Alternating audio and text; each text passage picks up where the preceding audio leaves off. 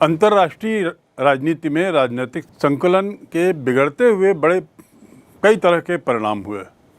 उन परिणामों में एक था कि जो अमेरिका, जो विश्व की सबसे बड़ी शक्ति था और दूसरों से कई पायदान आगे था, वो साम्यवाद के प्रभाव के उपरांत पश्चिमी देशों में जो पूंजीवाद था उसने अब ज़्यादा प्रभावित करना शुरू किया। सोवियत संघ की व्यवस्था साम्यवादी व्यवस्था कहलाती है। थोड़ा सा हम ये भी जान लें कि ये साम्यवादी व्यवस्था या सोवियत संघ की विचारधारा और अमेरिका की व्यवस्था, आर्थिक व्यवस्था यानी पूंजीवादी विचारधारा, इन दोनों में क्या अंतर है। क्या है साम्यवादी विचारधारा? साम्यवाद अर्थात जहाँ सब समान हो, समानता, आर्थिक, सामाजिक, राजनीतिक हर दृष्टि से समानता, विशेष रूप से आर्थिक दृष्टि से समानता का इसका उद्देश्य होता है। अब आर्थिक दृष्टि से समानता लाने के लिए सरकार क्या करती है? सरकार चार जो पहलू हैं, फैक्टर्स ऑफ प्रोडक्शन जिसको कहते हैं, फैक्टर्स ऑफ प्रोडक्शन, उन चारों फैक्टर्स को अपने नियंत्रण में रख लेती है। ये चार फैक्टर्स ऑफ प्रोडक्शन क्या हैं? लैंड, लेबर, कैपिटल और ऑर्गेनाइजेशन, अर्थात भूमि, लेबर श्रम, कैपिटल यानी पैसा पूंजी और ऑर्गेनाइजेशन ये सब को चलाने के लिए जो संस्थाएं रहती हैं, इन चारों पर सरकार का पूरा नियंत्रण रहता है। यानी लैंड किसी भी व्यक्ति का नहीं होगा, प्राइवेट नहीं होगा। श्रम भी प्राइवेट नहीं होगा, सरकार का होगा। सरकार का श्रम का अर्थ क्या है? सरकार तय करती है किसमें कितना श्रम लगना है और कितना दिया जाएगा, श्रम का पगार, श्रम की वैल्यू क्या होगी। कैपिटल पैसा, पूंजी, सारा पैसा सरकार के पास रहता है, किसी का भी निजी पैसा ऐसा नहीं माना जाएगा। और ऑर्गेनाइजेशन यानी जो इस संस्थाओं को देखती हैं, जो विभिन्न कंपनियां हैं, जो विभिन्न कार्य करती हैं देश में, चाहे वो सड़क निर्माण के हों, चाहे इरिगेशन डैम के हों, चाहे वाहनों के हों, किसी भी तरह के कार्य, उसके उत्पादन के फैक्ट्रीज, ये सब पर सरकार का पूर्ण नियंत्रण रहता है। तो साम्यवाद वह व्यवस्था जहाँ चारों फैक्टर्स ऑफ प्रोडक्शन पर सरकार का पूर्ण नियंत्रण और कुछ भी चीज़ निजी नहीं, ये है साम्यवादी व्यवस्था। और इसका उद्देश्य होता है सब में समानता, समाजवाद, कोई अमीर ना हो जाए गरीब की कीमत पर, सभी लोग एक साथ बढ़ें, सभी का स्तर एक रहे, ये उद्देश्य रहता है। अमेरिका का जो पूंजीवाद विचारधारा है, अमेरिका की जो व्यवस्था है पूंजीवाद व्यवस्था, जैसा कि शब्द से स्पष्ट है, इसको कहते हैं कैपिटलिज्म। साम्यवादी विचारधारा को कहते हैं कम्युनिज्म और इस विचारधारा को, पूंजीवादी विचारधारा को कहते हैं कैपिटलिज्म। कैपिटल का अर्थ राजधानी नहीं है यहाँ, कैपिटल का एक और अर्थ है, कैपिटल यानी पूंजी, धन, तो संपत्ति। तो कैपिटलिज्म मतलब ऐसी व्यवस्था जहाँ पर ये चारों फैक्टर्स ऑफ प्रोडक्शन जिसका मैंने जिक्र किया है, ये वहाँ पर सब निजी हाथों में होता है, यानी सब प्राइवेट होता है। जमीन भी प्राइवेट हाथों में, निजी हाथों में, श्रम भी निजी हाथों में। किस श्रम की क्या वैल्यू होगी ये तय करने के लिए पूंजीपति जिसने पैसा लगाया है वह स्वतंत्र है। कैपिटल यानी पूंजी, पूंजी भी निजी होती है और जो भी कंपनियां हैं, जो भी संस्थाएं हैं जो इसे चलाती हैं, ये भी निजी होती हैं। तो सरकार के पास क्या रहता है? यदि ये सब निजी हो गया तो सरकार के पास अंतर्राष्ट्रीय मुद्दे, सुरक्षा, लॉ एंड ऑर्डर, मूल रूप से सरकार के ये कार्य रहते हैं। तो इस प्रकार हम देखते हैं दो बिल्कुल अलग अलग विचारधाराएं हैं। एक तरीके से 36 का आंकड़ा है दोनों में। एक पूरी तरह निजीकरण में विश्वास करता है पूंजीवाद, और साम्यवाद पूरी तरह सरकारीकरण में विश्वास करता है।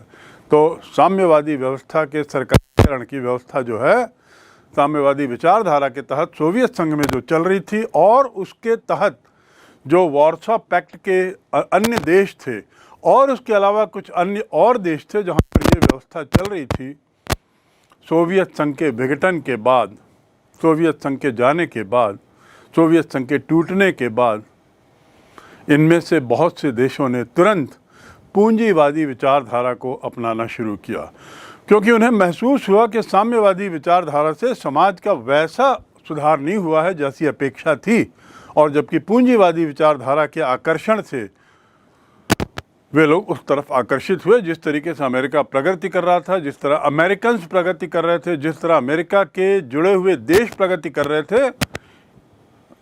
अन्य देशों का सोचना था, पूर्व साम्यवादी देशों का सोचना था कि ये पूंजीवादी विचारधारा का ही परिणाम है जो वे देश इतने विकसित हो चले हैं, तो इसलिए वे उधर जाने लगे। परिणाम क्या हुआ दूसरा कि साम्यवाद के प्रभाव के उपरांत पश्चिमी देशों में प्रचलित जो नव उदारवाद और पूंजीवाद की विचारधारा थी वो और बढ़ गई। पूंजीवादी विचारधारा खूब विकसित होने लगी, बहुत ज़्यादा फैलने लगी, और उस हद तक साम्यवादी विचारधारा का पतन होने लगा, कम से कम क्षेत्रों में सीमित हो गई वो। सन 1992 में 1992 में साम्यवादी गुट का जो सैनिक गठबंधन था, क्या नाम था उसका? वॉर्सो संधि, वॉर्सो पैक्ट, आपने पढ़ा होगा। वॉर्सो कैपिटल पोलैंड का, जहाँ पर ये संधि हुई थी और सोवियत संघ और उसके मित्र राष्ट्रों ने एक संघ बनाया था नाटो के जवाब में, याद है आपको? तो ये वही, अब ये वॉर्सो संधि को सोवियत संघ के विघटन के बाद बंद कर दिया गया, भंग कर दिया गया। पश्चिमी जगत का जो सैनिक गुट था जिसको नाटो कहते हैं, ना केवल नाटो बना रहा, ना केवल नाटो अक्षुण्ण रहा, बल्कि उसके संगठन में और दूसरे देश भी जुड़ गए। वही देश जो पहले साम्यवादी व्यवस्था के विचारक थे, साम्यवादी व्यवस्था में जिनका विचार था, और इसलिए जो वॉर्सो पैक्ट के तहत थे, वॉर्सो पैक्ट के भंग होने के बाद और सोवियत संघ के विघटन के बाद इनमें से कुछ देश नाटो के साथ जुड़ गए, तो नाटो और मजबूत हो गया और विस्तृत हो गया, उसका दायरा और बढ़ गया, विश्व के अन्य क्षेत्रों में और उसका प्रभाव फैल गया। हम किस विषय की बात कर रहे हैं? वर्चस्वता की। तो देखिए कैसे सोवियत के विघटन के साथ साथ धीरे धीरे अमेरिका का प्रभाव बढ़ रहा है, उसका प्रभाव क्षेत्र बढ़ रहा है, और यही बढ़ते प्रभाव क्षेत्र को हम उसकी वर्चस्वता कहते हैं। और एक समय ऐसा आता है जब पूरे विश्व में अमेरिका का ही बोलबाला है।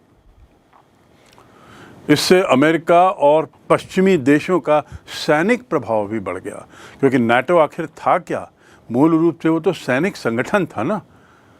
तो ये सैनिक संगठन का प्रभाव, सैनिक संगठन का जोर और काफ़ी बढ़ गया, और इसीलिए आपने देखा होगा कि अमेरिका ने सोवियत संघ के विघटन के बाद कितने अन्य क्षेत्रों में सैनिक अभियान चलाए, सैनिक युद्ध लड़े आदि आदि, अपना प्रभाव मजबूत करने के लिए, जो हमने पूर्व में नक्शों में देखा है अमेरिका का बढ़ता प्रभाव। और आप देखेंगे कि ये प्रभाव, सैनिक प्रभाव 1990 के बाद तो और तेज़ी से बढ़ा, क्योंकि अन्य देश भी नाटो के सदस्य बनने लगे।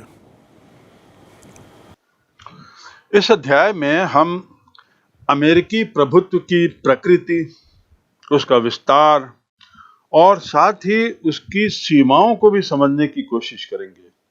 यानी अमेरिकी प्रभुत्व कितना विस्तृत रहा है, कितना प्रभावशील रहा है, कितना उसका वर्चस्व बना रहा है।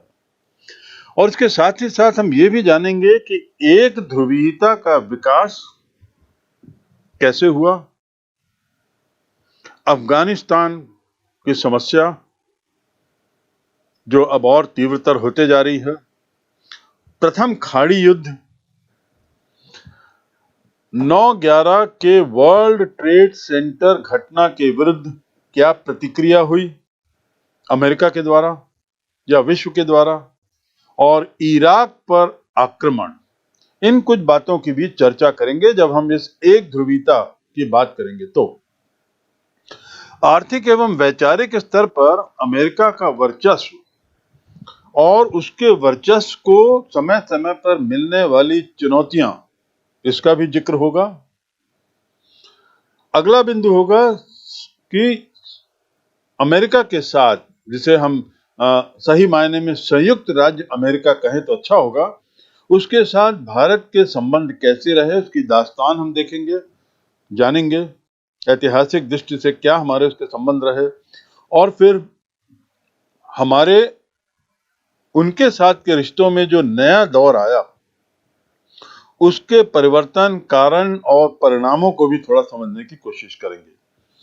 सबसे आखिरी में ये जानेंगे कि इस अमेरिकी वर्चस्व का विश्व राजनीति में क्या प्रभाव पड़ा है, और यदि इसका प्रभाव ठीक नहीं है तो उससे कैसे निपटा जाए, क्योंकि एक ध्रुवी विश्व होने की कुछ समस्याएं हैं।